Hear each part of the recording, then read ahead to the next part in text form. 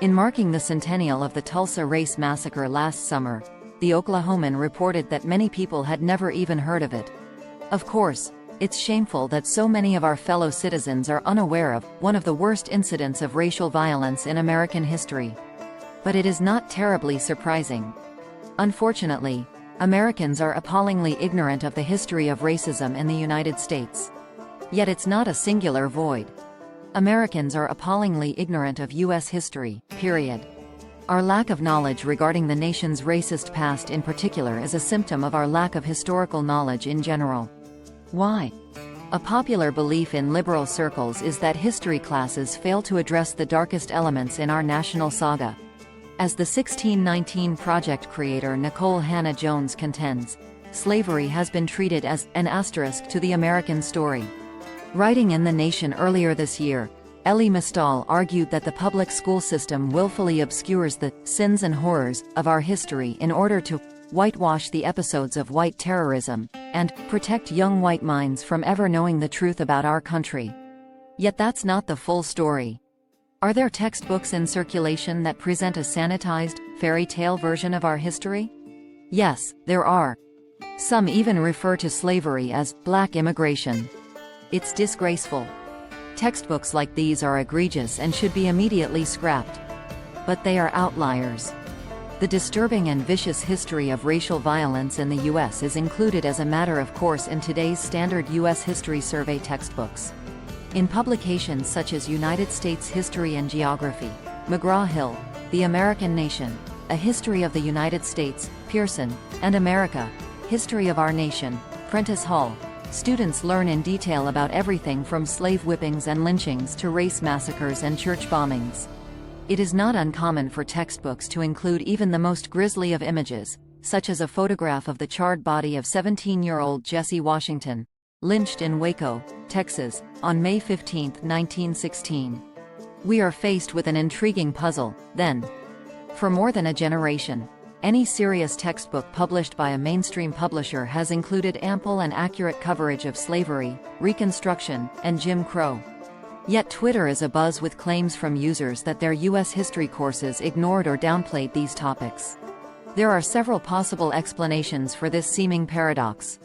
One is that teachers don't devote enough class time to these topics, even if they appear in the textbooks and other official curriculum materials. They may feel ill-equipped to take on such challenging subjects, or they could be intentionally downplaying America's history of anti-black exploitation, disenfranchisement, and violence. I suspect that the erasure of these subjects, for whatever reason, does happen in some classrooms. Along these lines, we should be vigilant in contesting the wave of state legislation prohibiting the teaching of so-called divisive concepts. Any U.S. history curriculum that doesn't treat race and racism is like a biology class that doesn't include carbon. But here's what I think is the most important dynamic in play. Most people simply don't remember the content that was covered in their history classes. Boring was the most frequent answer in a survey that asked Americans to choose one word or phrase to sum up their experiences with history classes in school. In far too many classrooms, U.S. history is a kind of forced march in which students encounter one fact after another without any sense of meaning or wonder. Indeed, every survey of Americans of all ages and backgrounds consistently finds that we lack basic knowledge about virtually every major historical event and development in our country's history. More than one-third of us, for instance, don't know which century the American Revolution took place. The 2018 National Assessment of Educational Progress identified only 15% of 8th graders as at or above proficient in their knowledge of U.S. history. College students and college graduates don't fare much better. A survey of college students at the top 50 colleges, per U.S. News and World Report rankings, found that 78% could not match the phrase, "Government of the people, by the people, for the people," with the Gettysburg Address. A different survey found that one-third of college graduates didn't know that Franklin Roosevelt introduced the New Deal. When it comes to the population of U.S. adults, only 56% can name the 3 branches of government. 20%, by the way, can't name one.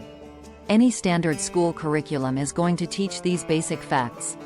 What, then, accounts for such alarming knowledge gaps? There's a big difference between simply covering topics and having those topics come alive in a manner that is compelling and memorable. The same goes for Black history. Most U.S. history classrooms probably do a decent job representing Black history but are failing to bring the subject matter to life. Given the vital importance of understanding the agonizing horrors and monumental achievements associated with Black history, that's something we should all find concerning. And educators should start thinking now about what they can do differently.